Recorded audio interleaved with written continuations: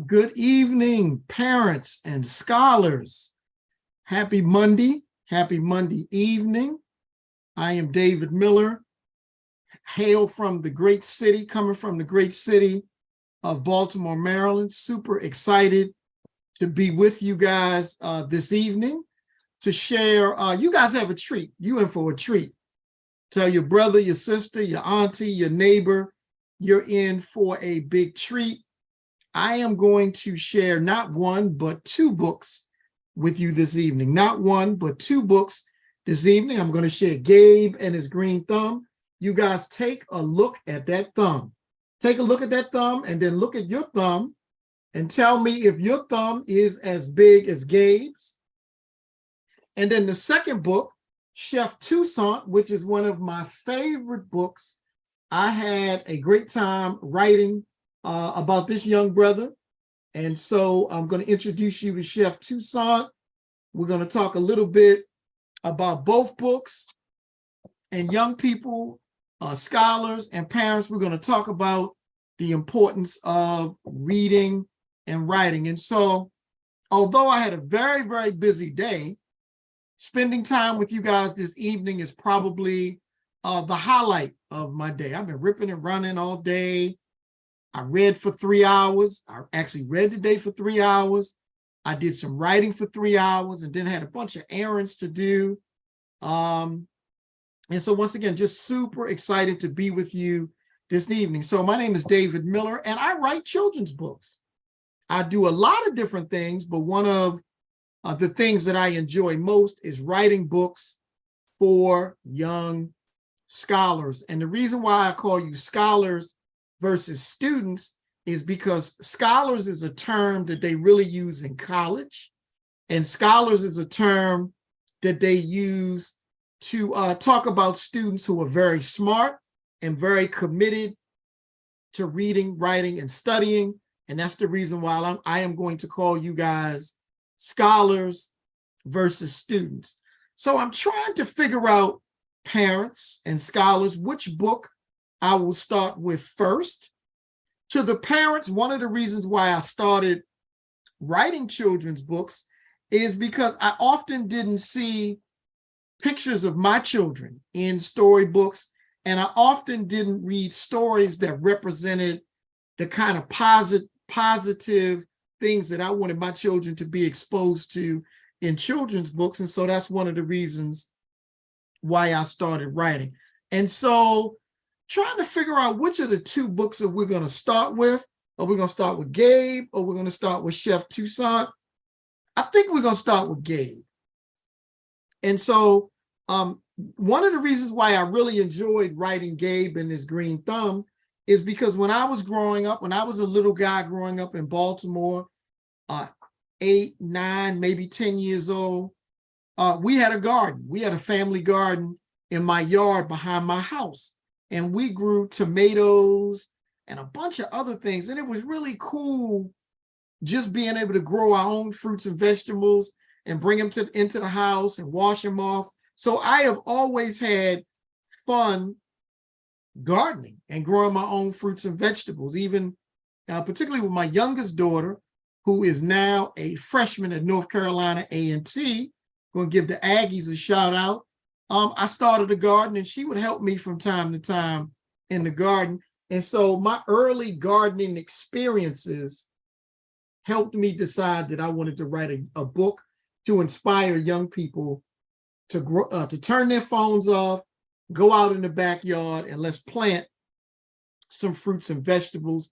And what you'll find is that this is a super cool story. And the book actually starts off with the 16 things Gabe likes to do in his garden. And I'm going to read a couple of those things out to you. Going to read a couple of pages. Encourage you to order my books. I'll sign them for you and ship them. But gardening, parents, can be an alternative to being on the cell phone all day. And to the scholars, sometimes you got to turn the phone off. So let's jump in. 16 things that Gabe likes to do in his garden. I'm only going to read a couple of them because there's 16 and I want you to read all 16. One of the first ones is he loves hunting for bugs, whether they're green or brown or black. Gabe loves hunting for bugs in his garden. He loves planning with his friends. So when he can get some of his friends to come over, you'll meet one of Gabe's best friends. His name is Alex. Alex rather play soccer. He'd rather, be out on the soccer field. But every once in a while, Gabe can convince Alex to come on over and help plant. Gabe loves finding worms, slippery worms in his garden, and he loves to pull the worms out. He also likes to measure the vegetables. So look at the size of that carrot. Look how big that carrot is. So scholars and parents, when you read Gabe and his green thumb, you will figure out why Gabe's thumb is so big and green, but you'll also figure out why the carrot is almost as big as he is. And so growing vegetables is his superpower. But guess what, young people? Guess what, scholars? Whenever you start planting, there are going to be some days when you can't go out into the garden. And the story begins around page 9 or 10. One day, a storm swept through the area, which meant no soccer for Alex and no gardening for Gabe. The sky opened up, dark clouds covered every inch of the sky, and rain pounded the ground like thousands of tiny drumsticks. For 2 days, it rained super hard, nonstop. So Gabe was really, really upset, scholars and parents, that he couldn't go outside when it was raining because it was a big storm and it rained really hard. Young people, in all of the books that I write, I have a really great illustrator. His name is CJ Love. Check out the bright colors and the bold images. So we really specialize in my books with really bright colors and images.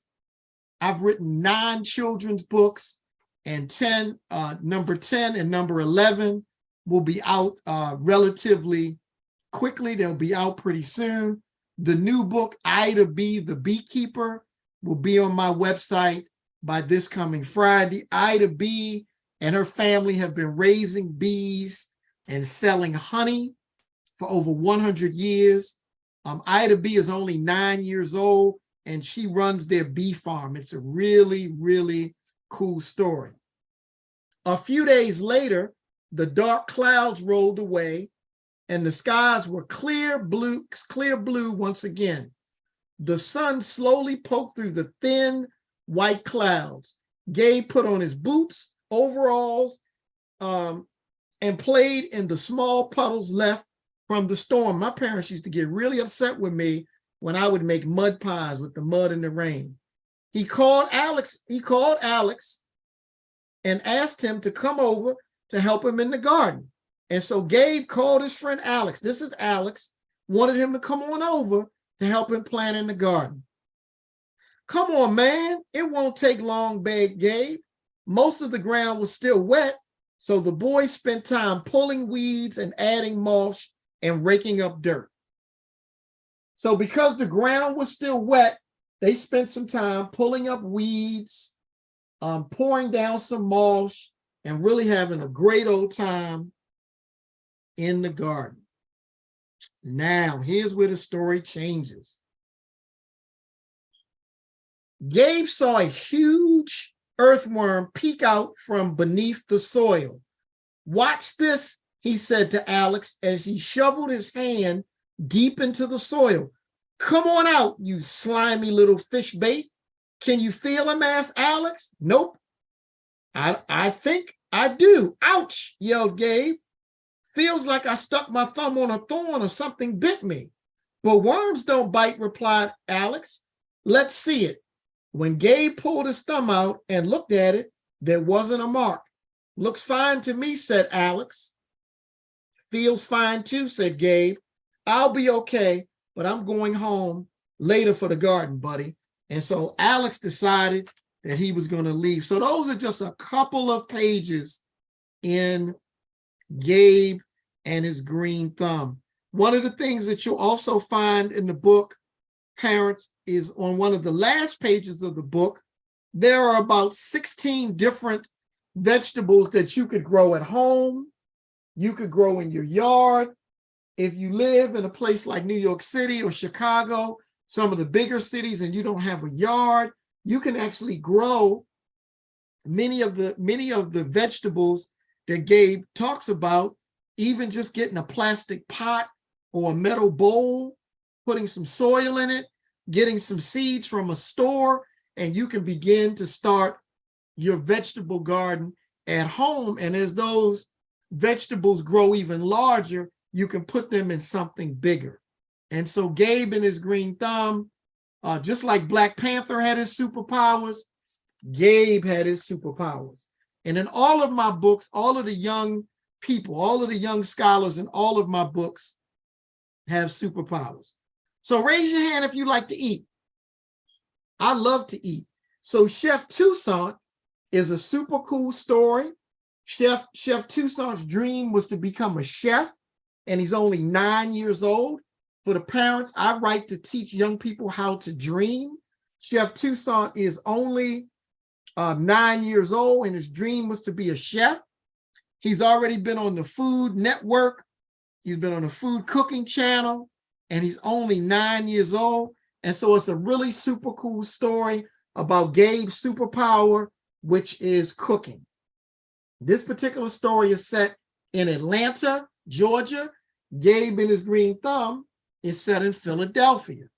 And so even in the restaurants in Philadelphia, in the restaurants in Atlanta, you will find Gabe's recipes and food that he has prepared in many restaurants. You can find it in some of the restaurants in Atlanta and throughout Georgia. And so I'm going to read just a quick piece about Chef Toussaint, and then I'm going to share with you that there's a surprise in the back of the book. In a lot of my books, you will find that there are surprises. Have you heard of my famous pecan pie? I actually love pecan pie. People travel for miles to taste my pies and other foods that I've cooked and sell to restaurants. In my family's recipes, we use fresh, organic honey from one of the local beekeepers and hand-picked pecans from trees on farms in Fort Valley, Georgia. Sorry, I'm being rude. My name is Toussaint Palmer. Everybody calls me Chef Toussaint. I'm named after the Haitian freedom fighter, Toussaint Louverture. So a long, long, long time ago, in the country of Haiti, there was a freedom fighter named Toussaint Louverture. And so if you have a cell phone, go to Google and look up Toussaint Louverture. I'm 9 years old and live in Southwest Atlanta, Georgia with my mom and dad. And so you see Chef Toussaint getting ready to whip up one of those award-winning pecan pies with the fresh honey and the fresh pecans. Cooking comes easy for me. I learned how to cook before I could tie my shoes. Watching my mom and dad cook is one of my favorite things to do. Other kids play basketball while I'm cooking in the kitchen or watching the cooking channel. And that's Chef T and his dad in the kitchen.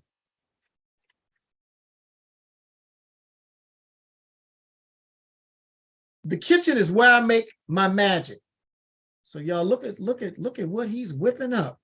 On some days, I stare out the window and think about my next masterpiece.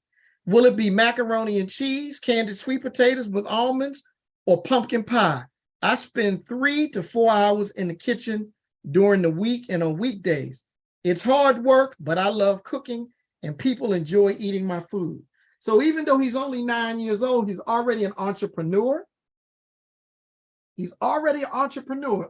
Entrepreneur is a big word for he already owns his own business, selling what he cooks. And so let me go to one of the surprises in the back of the book. In the back of the book, parents and scholars, because I write for parents and children to do activities together, you see 3, not 1, not 2, but 3 of Chef Toussaint's favorite recipes. Black-eyed peas. How many of y'all like black-eyed peas? 4-cheese lasagna and his world-famous apple cinnamon French toast. So those are just 3 of the desserts, not just desserts, but 3 things, 2 are desserts that Chef Toussaint cooks and sells to restaurants. So once again, my two of my books, and I have several, parents, go to my website. We can sign the books and send them to you. Gabe and His Green Thumb and Growing Fruits and Vegetables is a Superpower. Chef Toussaint, he's an award-winning chef. So those are just 2 of the books you will find on my website. And if you go back to my website on Friday, you will see you can pre-order Ida B, the Beekeeper. The last thing I want to share with the scholars and the parents, you guys, it's critically important that we get our reading game up. 15 to 20 minutes a day. I know you want to jump on your cell phone. I know you want to go on the various social media platforms that you might be on. You might like to play games on your phone. But to the young people, to the scholars, reading 15 to 20 minutes a day can help you be a better reader. It can help you develop more self-confidence. You'll feel better about yourself when it comes to reading. It will help you with your vocabulary. Parents, 15 to 20 minutes a day. 15 to 20 minutes a day. Parenting is an intentional act. So one of the intentional things that we want to do, moms and dads, auntie, big mama Shirley, grandma, whoever the adults are in the building, make sure your babies are reading 15 to 20 minutes a day. That is not that much of a sacrifice.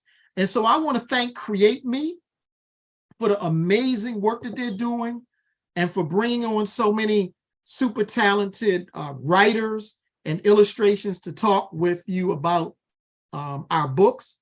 Once again, my name is David Miller. My website for my books is IamDavidMiller.com. IamDavidMiller.com.